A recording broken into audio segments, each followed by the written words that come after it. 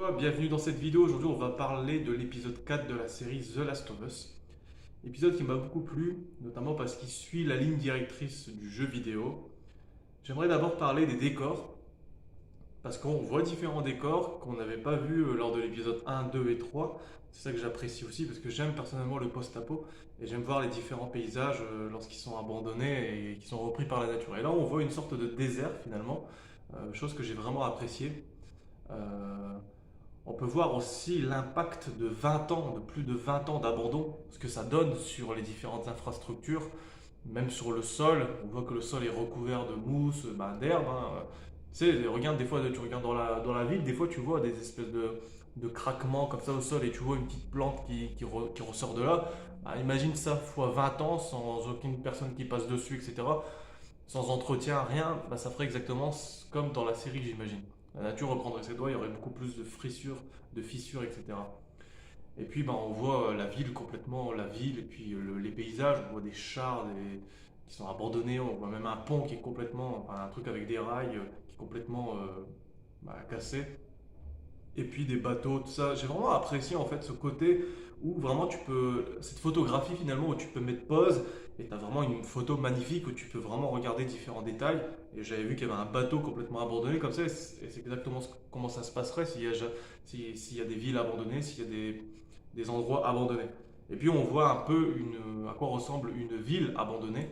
Euh, et ça j'ai vraiment apprécié, ça ressemble énormément au jeu, puis ça ressemble à ce que ça ressemblerait finalement s'il y avait vraiment un apocalypse. Donc ça, voilà, c'était un petit point sur les décors. Je pense que j'en parlerai à chaque fois, à chaque vidéo, parce que c'est aussi pour ça que je regarde la série, pour les décors post-apo. Ensuite, j'aimerais parler de la relation de Joel et d'Ellie. On a vu une évolution durant cet épisode de la relation entre Joel et Ellie. Une belle évolution d'ailleurs au passage. Au début de l'épisode, on voit qu'il y a encore un peu de réticence par rapport à Joel, notamment quand Ellie fait ses blagues un peu qui tombe à plat. Et puis la réaction de Joel est assez, ça que j'aime bien, l'acteur il joue très bien je trouve, c'est qu'en fait, c'est pas qu'il rigole pas à ses blagues parce qu'elles sont pas drôles, c'est aussi parce que je pense, de ce que je ressens, c'est il est presque triste en fait. Déjà il est triste par rapport à Tess, et puis il est triste par rapport à sa fille, mais il sent en fait que bah, sa fille certainement lui manque en fait. Tu vois quoi? Il aurait sûrement aimé que ça soit sa vraie fille qui lui raconte des blagues comme ça. Et j'ai trouvé son visage vraiment très expressif, c'est pour ça que j'aime beaucoup l'acteur qui joue Joël. Et puis enfin, on les retrouve dans la voiture. Tu sens que Joël en fait commence à développer la relation avec Ellie sous forme d'une certaine protection. Il veut d'abord la protéger de la nudité d'un magazine, chose qui se passe dans le jeu vidéo, j'ai très apprécié, c'est quasiment exactement la même scène. Et donc, c'est assez sympathique quand même. Donc, il veut vraiment commencer à la protéger. On retrouve même ce sentiment de protection lorsqu'ils vont s'endormir dans la forêt. Déjà, je trouve assez étrange quand même qu'ils s'endorment dans un sac de couchage. Parce que quand même, si tu as désinfecté, tu imagines un sac de couchage, tu vois. Enfin bref, c'est un détail. Mais justement, il s'est rattrapé dans le sens où Joël, par inquiétude, par envie de protection sûrement, ben, s'est réveillé comme ça en pleine nuit pour monter la garde. Ça, j'ai vraiment apprécié. C'est certainement pour montrer aussi que Joël a envie de protéger Ellie. Ok. Enfin, donc on est toujours dans cette sensation de protection. Et qu'est-ce que j'avais noté d'autre? Il y a une attaque. Il y a une attaque à un moment donné. Et pareil, tu sais, c'est la même attaque qu'on retrouve dans le jeu vidéo. Et cette attaque-là, c'est exactement comme dans le jeu vidéo, ils sortent et tout. Puis je voyais exactement le gameplay qui allait arriver. Et du coup, ils se mettent derrière la voiture. Et puis, Joël, là, Joël est vraiment, ils sont vraiment dans une relation de. Bah, lui, il veut protéger Ellie, quoi. Ok. Ils sont pas dans une relation où vraiment, tu vois, il y a du rire et tout ça pour l'instant. Là, il veut juste la protéger et il lui dit, ok, je veux te protéger, je te laisserai pas tomber, tout ça. Ok. Donc ça, c'est super. Durant cette scène-là, il y a quelques trucs qui m'ont pas trop plu. Entre parenthèses, je mets en aparté. C'est déjà les gars là, ils tirent dans le vide en fait. Je sais pas, moi c'est juste moi hein, dans ma tête, hein. Je me dis, économise toujours tes balles, tu vois. C'est mon côté vraiment immersion. Je suis dans le monde et je fais pas n'importe quoi, tout ça. Ils tirent alors qu'il y a personne qui bouge. Je trouve que ça avait pas trop de sens. Et aussi un autre truc qui m'a un peu gonflé. Pas au point de oh c'est nul, mais genre je trouvais ça dommage. C'est que Joël se fait maîtriser par le mec là, tu sais. Et puis après finalement c'est Ellie qui tue, enfin qui tire sur le gars. J'ai pas aimé ça, tu sais pourquoi? Parce qu'en fait, bah, Joël se fait maîtriser déjà par un. par un gars qui avait l'air moins puissant que lui. Et puis Joël est censé quand même être un badass, tu vois, même s'il a 56 ans. Et dans le jeu vidéo, cette scène ne se passe pas là, mais cette scène se passe à un moment donné, je crois, où Joël tombe de l'échelle, ensuite il se fait noyer. Donc on peut comprendre du coup la résistance, tu vois, même l'absence de résistance de Joël, du coup, parce que bah, c'est, voilà, il tombe de l'échelle, ensuite il y a de la flotte et tout ça. C'est compliqué, t'es dans une scène pareille, même si c'est un gars qui pèse 20 kilos de moins que toi, c'est compliqué, tu vois. Mais là, non, là, il n'y avait pas d'inconvénient de base. Tu vois quoi, il n'y avait pas de béquille de base. C'est juste Joël, il est tombé. Le gars est arrivé avec son pistolet, il l'a maîtrisé. J'ai trouvé ça juste un peu dommage. Ça enlève de la superbe de Joël. Tu vois ce que je veux dire?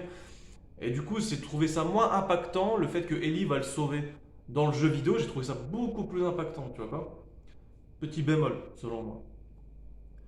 Enfin, on arrive à toujours cette même scène où un petit truc assez sympathique, hein, quand t'aimes bien le jeu vidéo, où t'as Ellie qui enlève le bureau pour que Joël puisse rentrer. C'est des petits trucs sympas que tu retrouves dans le jeu vidéo. T'es content, t'es en mode. c'est un peu, c'est un peu ce truc fan service, mais en fait, finalement, ça n'enlève rien au scénario, c'est au contraire utile au scénario. Ça, c'est très bien. Et puis enfin, la relation avec Joël passe de la protection à la blague et puis la confidence. Surtout la confidence dans un premier temps. Et pour le coup, Ellie qui ne m'avait fait vraiment aucun effet durant l'épisode 1, 2, 3, là je suis enfin content de voir des émotions, ok, notamment de la tristesse. Quand ils ont une conversation où Joël se confie sur le fait que ben, elle ne devrait jamais avoir à tuer quelqu'un, etc. Joël, du coup, est empathique. euh, et Ellie pleure, quoi, à ce moment-là. Et j'ai trouvé sa réaction juste trop bien, tu vois quoi, juste telle qu'elle aurait dû être. C'était super, franchement. Enfin, je suis très content de voir une émotion. Ok, super.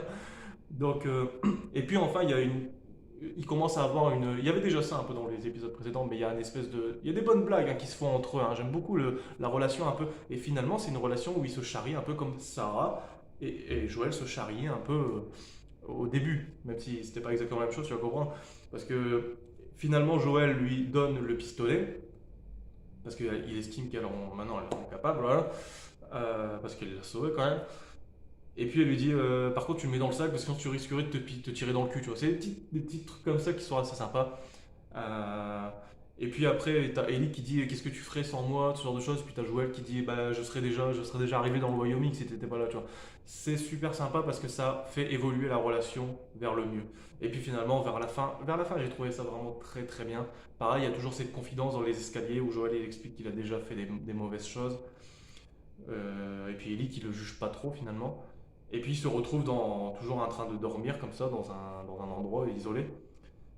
Et pareil, toujours cette relation de confidence et qui finalement, Ellie fait une blague vraiment absurde. J'ai trouvé assez drôle sa blague parce qu'elle était complètement absurde. Alors, dans le moment, tu t'attends pas à une blague pareille. Et là, la réaction de Joel est vraiment très très bien. Quoi. Je veux dire, il accepte finalement, il ne résiste même plus finalement à. Il accepte que Ellie, c'est pas sa fille, mais fait partie intégrante de sa vie et partie importante de sa vie. Et donc, j'ai trouvé ça super mignon qu'ils partagent enfin un rire mutuel. Ça, c'était vraiment sympa. Euh, je parlerai vite fait d'Henri et de Sam à la fin, mais justement, j'aimerais passer à un personnage secondaire qu'on voit dans la série et qu'on ne voit pas dans le jeu vidéo, si je ne me trompe pas, qui s'appelle Caitlyn. Ce que j'ai apprécié, c'est qu'ils n'ont pas mis un personnage lambda, méchant, lambda, genre je suis méchant, j'ai pas de raison d'être méchant, je suis juste méchant. Elle a ses raisons. De ce que j'ai compris, elle recherche Henri, parce qu'apparemment il aurait dénoncé son frère et donc son frère est mort, quelque chose comme ça. Et donc elle est complètement habitée par cet esprit de vengeance, à tel point qu'elle va même tuer quelqu'un qu'elle pense qu'il a des relations avec Henri, mais que ce quelqu'un, apparemment c'était son médecin et il avait mettre au monde et tout ça. Donc en fait, j'aime bien parce que cette actrice, on voit qu'elle lutte, le personnage, elle lutte entre l'humanité, sa part d'humanité, et puis sa part de vengeance. Et à un moment donné, on voit que c'est sa part de vengeance qui prend le dessus. D'ailleurs, on le voit très bien même quand un de ses coéquipiers, si tu veux, qui montre quelque chose où tu as carrément désinfecté avec un trou, certainement un espèce de gros monstre, enfin tu vois quoi. Comment il s'appelait des. Merde, je sais plus. Je sais plus comment il s'appelle. Les colosses, je sais plus. Et puis finalement, ça bouge et tout quoi. Et elle est complètement aveuglée par son esprit de vengeance où elle dit on verra ça plus tard, on ferme le bâtiment. Ça c'est bien, au moins elle dit elle ferme le bâtiment, il y a un peu de réalisme. Mais elle dit on verra ça plus tard. Elle est complètement prise dans son truc. Et donc tu vois, c'est pas un personnage juste où tu te dis ouais elle est méchante. Non, elle est méchante, elle a des raisons. On peut comprendre ses raisons honnêtement, hein. Je veux dire, il faut se mettre à la place des gens. Et donc j'ai plutôt apprécié. Je crois qu'on la retrouve dans l'épisode 5 d'ailleurs. Et donc voilà, c'est pas un personnage qui est pour l'instant marquant, voilà, où tu te dis ouais, voilà, peut-être dans l'épisode 5 on verra. Mais je suis content qu'ils ajoutent des personnages qui sont pas inutiles, tu vois.